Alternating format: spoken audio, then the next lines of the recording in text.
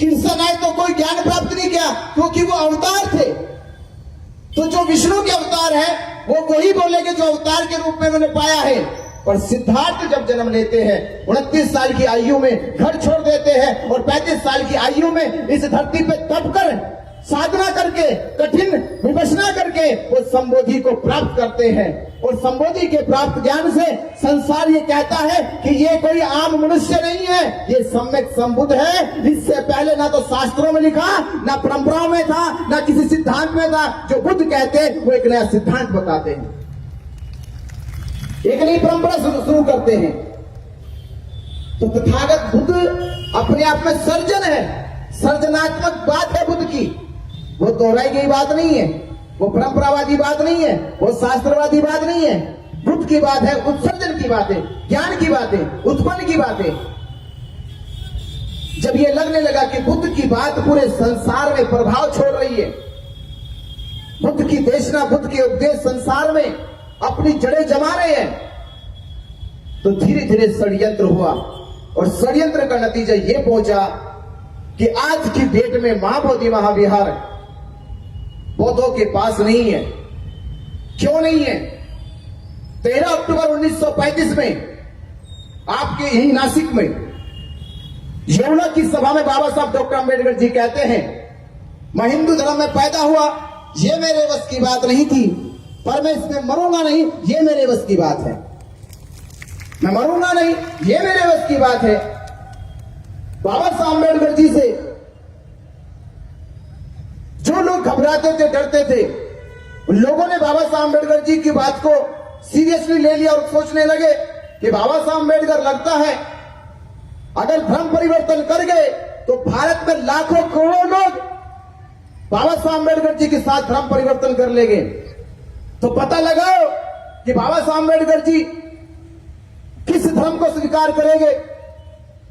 तो धीरे धीरे जांचें बैठी, धीरे धीरे जासूसी करने लगे। तो आखिर में पता चला कि बाबा साहब डॉक्टर अंबेडकर जी की श्रद्धा भावना तथागत बुद्ध के धम्म में है, और हो सकता है भविष्य में बाबा साहब अंबेडकर भगवान बुद्ध के धम्म को स्वीकार करें। तो आपको एक चीज कहना चाहता हूं मैं, जब कोई मनुष्य इस्लाम धर्म कबूल करेगा तो उसका सपना क्या होगा? कोई इस्लाम धर्म कबूल करे, उसका सपना क्या होगा? कि वो एक बार मक्का मदीना घूमाए। क्या सपना होगा? कि वो एक बार जीवन में मक्का मदीना चले जाए। अगर कोई सिख धर्म स्वीकार कर ले, उसका सपना होगा एक बार वो अमृतसर का गोल्डन टेम्पल मंदिर घुमाए। कोई ईसाई धर्म स्वीकार कर ले, उसका सपना होगा कि एक बार यरूशलेम या वेटिकन सिटी के चर्च में घुमाए। उसी प्रकार जब भारत और दुनिया के बुद्धिस्ट बौद्ध धर्म स्वीकार करेंगे, उनका भी सपना होगा कि वो एक बार महाबोधि महाविहार घुमाए। उनका भी सपना होगा, और सपना लेकर जाएंगे पर वहां कुछ और पाओगे। मुसलमान मक्का मदीने में गया, वो जैसा सपना लेके गया वैसा उसको वहां मिला। जैसा ईसाई सपना लेके गया उसको यरूशलेम वैसा मिला। जैसा सिख सपना लेके गया वैसा उनको गुरुद्वारा मिला। पर जब हम बौद्ध महाबोधि महाविहार सपना लेकर गए कि महाबोधि महाविहार वैसा होगा, वैसा हमको नहीं मिला। वहां पंडा पुरोहित मिला, वहां पर पिंडदान श्राद्ध के नाम पर कर्मकांड पाखंड मिला। इसका मतलब यह है कि बौद्धों की आस्था के साथ, उनके विश्वास के साथ, उनकी भावनाओं के साथ अन्याय हुआ, खिलवाड़ हुआ। तो बौद्ध समाज कब तक बर्दाश्त करेगा? कब तक बर्दाश्त करेगा? बौद्ध धर्म में धर्म गुरु भिक्षु होते हैं, महंत नहीं होते, पंडे नहीं होते। तो सरकार जब एक्ट बना रही थी तो एक्ट बनाते समय उनको मालूम नहीं है कि बौद्ध धर्म में महंत शब्द नहीं होता, बौद्ध धर्म में पंडे शब्द नहीं होता। बौद्ध धर्म में बौद्ध धर्म गुरु को भिक्षु कहा जाता है, भंते कहा जाता है, महंत और पंडे नहीं कहा जाता। ये बात सरकार को समझ में नहीं आई। उसमें क्यों समझ में नहीं आई? ये षड्यंत्र क्यों हुआ?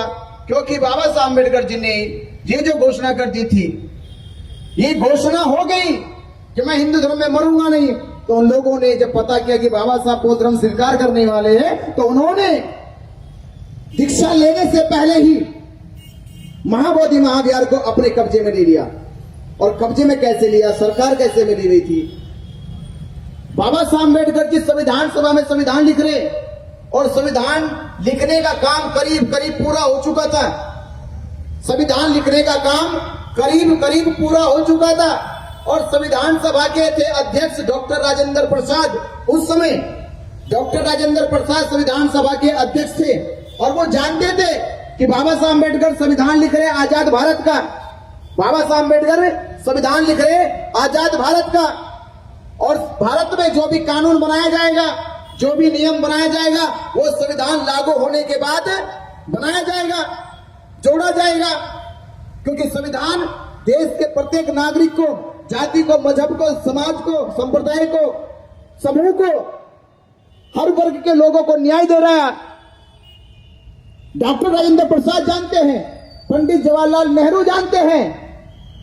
उसके बावजूद भी, ये जानकारी होने के बाद भी बाबा साहब अम्बेडकर ने संविधान सभा में 26 नवंबर 1949 को संविधान पेश किया और 26 जनवरी 1950 को संविधान देश में लागू किया गया। तो संविधान 26 नवंबर 1949 को संविधान सभा में पेश हुआ। संविधान पेश होने से 4 महीने 20 दिन पहले बिना बाबा साहब अम्बेडकर जी के बात किए, बिना बाबा साहब अम्बेडकर जी से राय मशवरा किए, बिना सलाह लिए 4 महीने पहले जल्दीबाजी करके बीटी एक्ट कानून क्यों बनाया गया?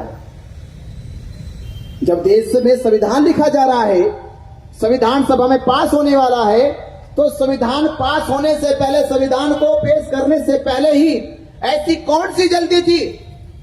जो जल्दी 400 साल में नहीं दिखाई, जो जल्दी 100 साल में नहीं दिखाई, वो जल्दी 4 महीने में क्यों दिखाई गई? 1949 में तो भारत में आंदोलन भी नहीं चल रहा था।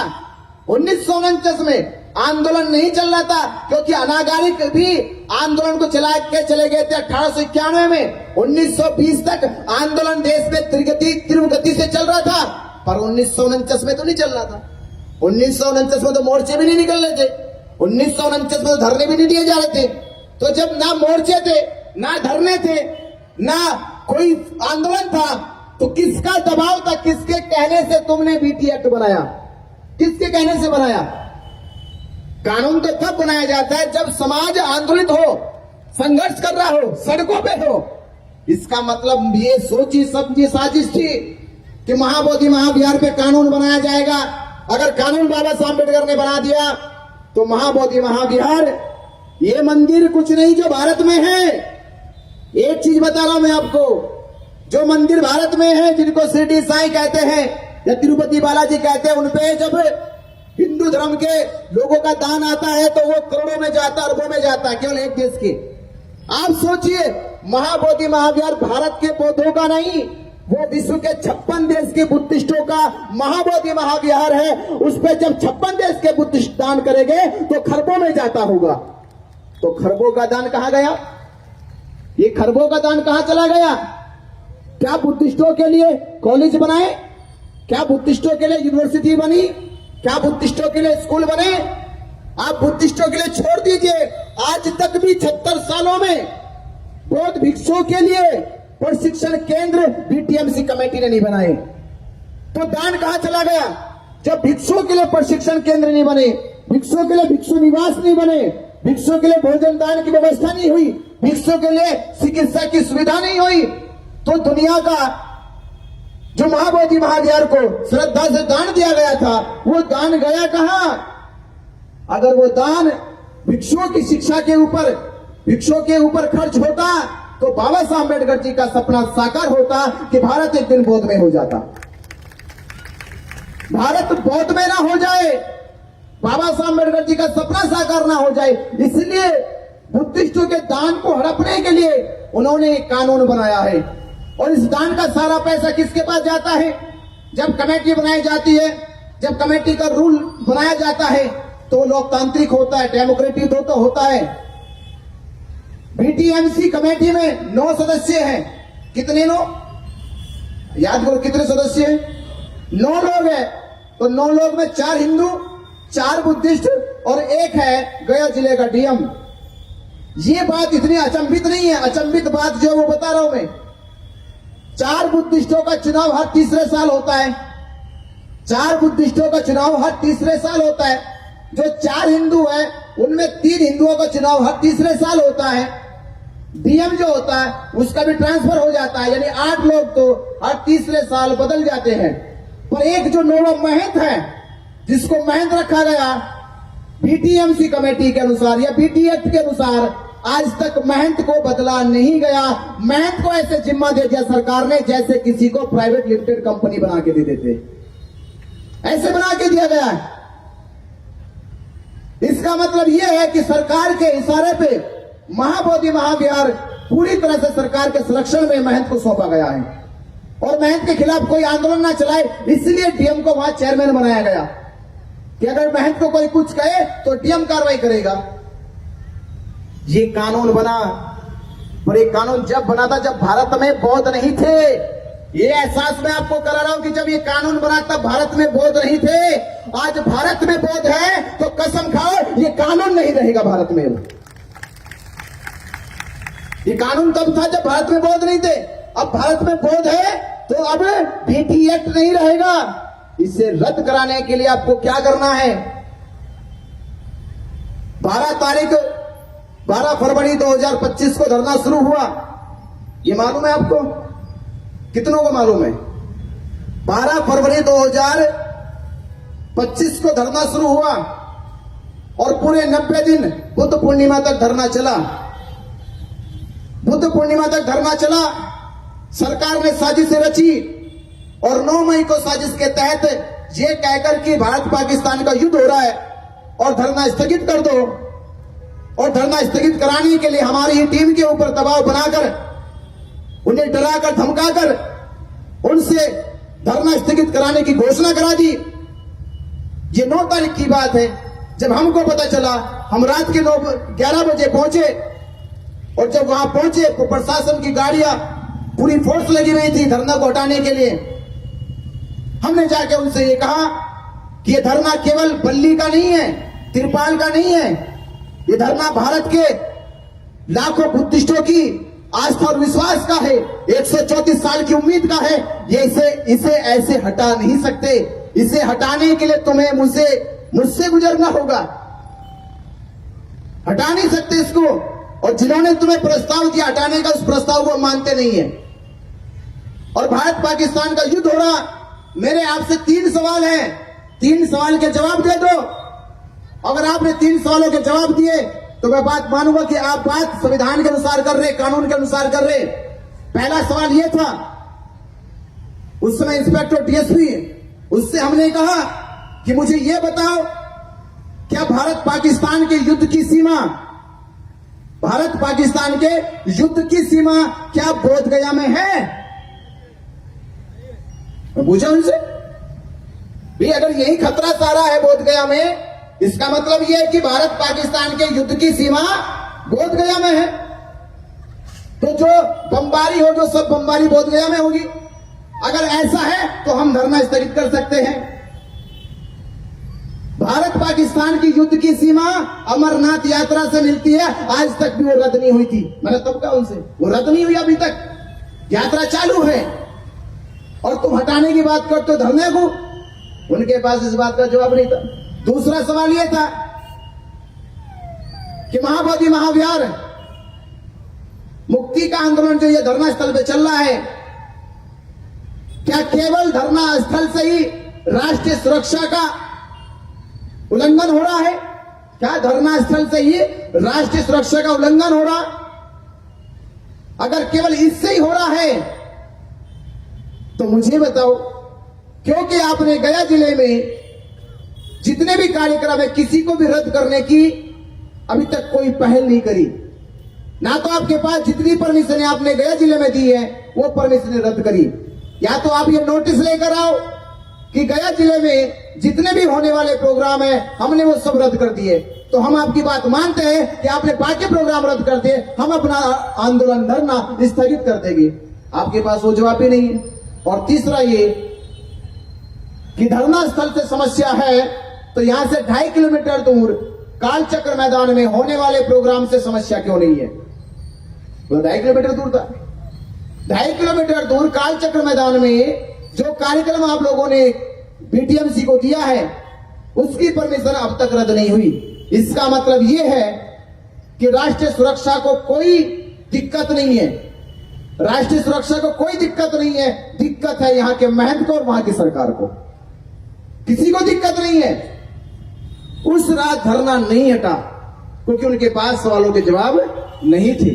3 दिन बीत गए, 12 तारीख आई। 12 तारीख को भी उन्होंने साजिश रची कि बुद्ध पूर्णिमा जयंती पर उन्होंने शिवलिंग की पूजा कराई कि हिंदुओं की आस्था को ठेस लगेगी, वो लोग झगड़ा करेंगे, वो लोग दंगा करेंगे और झगड़ा और दंगे के नाम पर इनके ऊपर मुकदमे कर दिए जाएंगे, राज्यपाल का विरोध करेंगे। नहीं तो आप सोचिए, बुद्ध पूर्णिमा पर जहां पूरी दुनिया बुद्ध की पूजा करती है, उस दिन एक मुसलमान राज्यपाल से शिवलिंग की पूजा कराई जा रही, जबकि कोई भी मुसलमान अपने धर्म के खिलाफ नहीं जा सकता, अपने धर्म के इल्म के खिलाफ नहीं जा सकता, क्योंकि जब उसको आयत दी जाती है तो पढ़ाया जाता है इस्लाम धर्म के अलावा किसी की पूजा नहीं कर सकते, अल्लाह के अलावा किसी के सामने सर नहीं झुका सकते, मस्जिद के अलावा किसी के यहाँ सर अदा नहीं कर सकते। तो एक राज्यपाल जो मुस्लिम है, मोहम्मद आरिफ, उसने शिवलिंग पूजा क्यों की?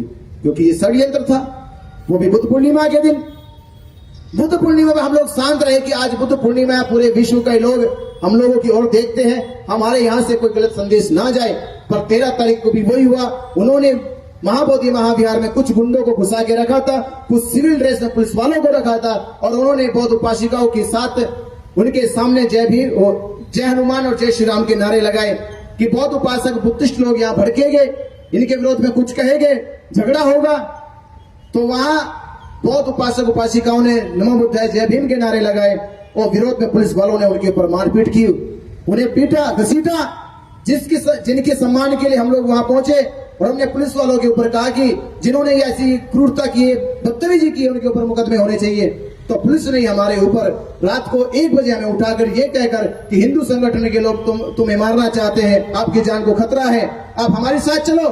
तो रात के 1 बजे हमें लेकर गए और अगले दिन उन्होंने हमारे ऊपर 3 मुकदमे करके फर्जी हमें जेल भेजा। और जेल भेजने के 2 दिन बाद धरना खत्म हुआ। पर जब हम जेल से निकले 68 दिनों के बाद, तो हमने कसम खाई, प्रतिज्ञा करी कि सरकार और पंडित पुरोहित, तो तुमने धरना खत्म किया है और हम बाबा साहब अम्बेडकर जी के बच्चे हैं, हम देश में आंदोलन खत्म होने नहीं देंगे, आंदोलन जिंदा रखेंगे, आंदोलन को मजबूत करेंगे। और आंदोलन को मजबूत करने के लिए दीक्षा भूमि नागपुर से 17 अगस्त 2025 को यह संकल्प लेके कि महाबोधि महाविहार मुक्ति के आंदोलन में पूरे देश में जन समर्थन पैदा करेंगे, पूरे देश के बौद्ध समाज को जगाएंगे, अंबेडकर समाज को जगाएंगे, बहुजन समाज को जगाएंगे। तो वो यात्रा 17 अगस्त से चालू हुई और 2 सितंबर को चैत्य भूमि पहुंच रही है परम पूज्य बाबा साहब डॉक्टर अंबेडकर जी की अस्थियों को नमन करने के लिए। तो ये आंदोलन है देश भर में जागरूक करके समाज को एकजुट करना। और मैं एक चीज और कहता चलता आपसे, अगर वो लोग हमारे प्रति संवेदनशील होते, अगर वो उनके प्रति सरकार को ये लगता कि बौद्धों के साथ न्याय होना चाहिए, तो मैं आपको बताना चाह रहा हूं, जब आपकी ताकत देश में बढ़ने लगी, ये लगने लगा कि पूरे देश में महाबोधि महाविहार मुक्ति का आंदोलन पूरी तेज गति से चल रहा है, समाज एकजुट हो रहा है, तो उन लोगों ने 25 लोगों की कमेटी बनाई। मालूम है आपको कितने लोगों को मालूम है? एक कमेटी और बनाएगी 25 लोगों की। तो 25 लोगों की कमेटी में किनको लिया गया? भारत के बाहर 10 देश के लोगों को लिया गया, भारत के अंदर 15 लोगों को लिया गया। 15 लोगों में दलाई लामा जी को लिया, दलाई लामा जी को लिया। पर मैंने उनसे सवाल किया कि अगर आप बाबा साहब अम्बेडकर जी से और बौद्ध धर्म से थोड़ा सा भी स्नेह रखते, तो भारत में परम पूज्य बाबा साहब डॉक्टर अंबेडकर जी की सबसे बड़ी संस्था जो बौद्ध धर्म का प्रचार प्रसार भारत में करती है, भारतीय बौद्ध महासभा है, जो पूरे देश में करती है प्रचार प्रसार। बाबा साहब अम्बेडकर जी की बनाई हुई संस्था भारतीय बौद्ध महासभा है। और भारतीय बौद्ध महासभा के कार्याध्यक्ष माननीय भीमराव अंबेडकर जी, आपने उनको कम से कम इस 25 लोगों कमेटी में कुछ तो स्थान देना चाहिए था, स्थान देना चाहिए था, उनको पूछना चाहिए था। भारतीय बौद्ध महासभा के कार्याध्यक्ष या राष्ट्रीय अध्यक्ष से पूछना चाहिए था, पर आपने वो काम नहीं किया। इससे ये बात समझ में आती है कि उन लोगों को वो लोग पसंद है जो उनका विरोध नहीं करते, उनको अम्बेडकरवादी बुद्धिस्ट पसंद नहीं है। ये बात तो समझ में आ जानी चाहिए कि खतरा उनको उन लोगों से नहीं कि जो उनका विरोध नहीं करते हैं। उनको दलाई लामा जी से खतरा नहीं है, उनको खतरा है बाबा साहब अम्बेडकर जी की विचारधारा वालों से। किनसे खतरा है? बाबा साहब अम्बेडकर की विचारधारा वालों से खतरा है, क्योंकि बाबा साहब अम्बेडकर ने अपने 40 साल के जीवन संघर्ष में कोई लड़ाई नहीं हारी, कोई लड़ाई नहीं हारी। तो ये बाबा साहब अम्बेडकर जी के बच्चे हैं, ये लड़ाई ये नहीं हारेंगे, ये महाबोधि महाविहार की लड़ाई जीतेंगे। इसलिए उन्होंने हमको स्थान नहीं दिया। तो मैं फिर भी कहूंगा, महाबोधि महाविहार मुक्ति आंदोलन के जन समर्थन इस दम ध्वज यात्रा में जब 16 अगस्त को नागपुर की पावन धरती पे पहला प्रोग्राम हुआ, तो माननीय भीमराव अंबेडकर जी ने, जो भारतीय बौद्ध महासभा का नेतृत्व करते हैं, बौद्ध धर्म का प्रचार प्रसार पूरे देश में करते हैं, उन्होंने कहा कि भंते जी, ये लड़ाई केवल बौद्ध भिक्षुओं की नहीं है, ये लड़ाई किसी एक संगठन की नहीं है, ये लड़ाई पूरे समूचे भारत के बुद्धिस्टों की है, समूचे भारत की संस्थाओं की है। ये लड़ाई हम मिलकर लड़ेंगे और मिलकर जीतेंगे। यही बात मैं आपसे कहना चाहता हूं कि ये लड़ाई केवल किसी संगठन की नहीं है, ये लड़ाई 134 साल से लड़ी जा रही है। और अपनी आखिरी बात खत्म कर तो कहूंगा कि बुद्ध काल में आपका जन्म नहीं हुआ, ये अफसोस होगा। ये अफसोस कितने लोगों को है कि बुद्ध के समय आपका जन्म नहीं हुआ? अफसोस है ना ये कि हमने बुद्ध को देखा नहीं, बुद्ध को सुना नहीं, बुद्ध के साथ चले नहीं, तो अफसोस होगा। पर फिर भी मैं आपसे कह रहा हूं, अपने जीवन को धन्य मानो। क्या मानो? अपने जीवन को धन्य मानो, क्योंकि महाबोधि महाविहार की मुक्ति के लिए आपको चुना है। भले ही बुद्ध काल में आपका जन्म ना हुआ हो और 134 साल से यह आंदोलन इसलिए पूरा ना हुआ हो कि हो सकता है कि महाबोधि महाविहार की मुक्ति आपके हाथों लिखी हो। तो आपने आप पे गर्व करो कि हम उस विरासत को बचा रहे जिसको सम्राट अशोक ने बनाया है। हम उस विरासत को बचा रहे जिस विरासत को सिद्धार्थ गौतम ने बसाया है। सिद्धार्थ गौतम की ज्ञान प्राप्ति के बाद संसार में बोध गया का नाम गया है। तो हमारा जीवन धन्य है। हम अपने आप पे ये गर्व करते हैं कि हमें इस पवित्र आंदोलन के लिए चुना गया। और आपसे कहूंगा कि आने वाले भविष्य में जब आपके बच्चे बड़े हो जाएंगे, ये गौर से सुनना, आने वाले समय में जब आपके घर के बच्चे बड़े होंगे तो समाज में सर उठा के कह सके कि मैं उस घर से ताल्लुक रखता हूं, मैं उस घर से ताल्लुक रखता हूं का आंदोलन लड़ा था। तो सर उठा के कह सके, जैसे आज हम कह रहे कि 22 साल के आंदोलन में, 22 साल के आंदोलन में जिन लोगों ने परम पूज्य बाबा साहब अम्बेडकर जी की मूर्ति को स्थापित करने के लिए आंदोलन किया है, वो लोग इस देश के समाज के बहुत बड़े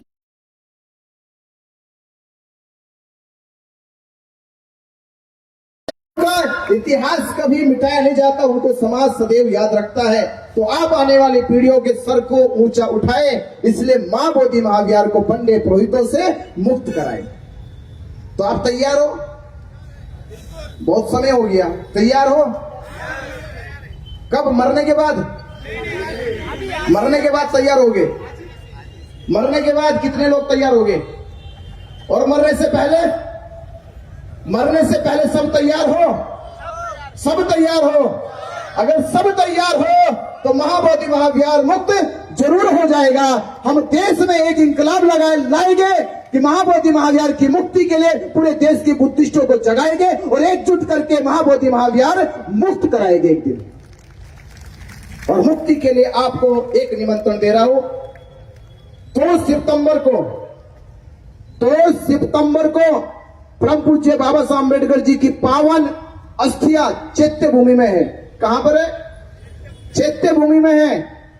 तो वहां चलकर हमको एक संकल्प लेना है कि हे बाबा साहब अम्बेडकर, आपने 14 अक्टूबर 1956 को हमें थम दिया, हमारा मान बढ़ाया है। बाबा साहब अम्बेडकर, आपने 14 अक्टूबर 1956 को हमें थम दिया है, हमारा मान बढ़ाया है। हे बाबा साहब अम्बेडकर, हम संकल्प लेते हैं, आपकी अस्थियों के सामने वंदन करते हैं, अभिनंदन करते हैं। ये आपके बच्चे महाबोधि महाविहार मुक्त करके आपका सम्मान करेंगे।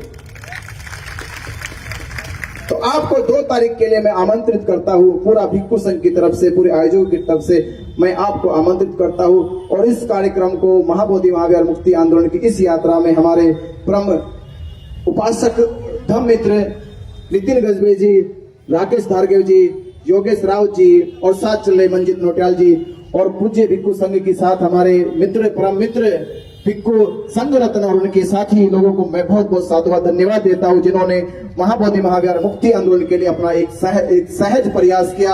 और ये प्रयास महाबोधि महाविहार मुक्ति का पूरे देश में सबसे बड़ा आंदोलन सिद्ध होगा और सफल होगा। नमो बुद्धाय, जय भीम। और जिन लोगों ने इस आंदोलन को लिए अपना समर्थन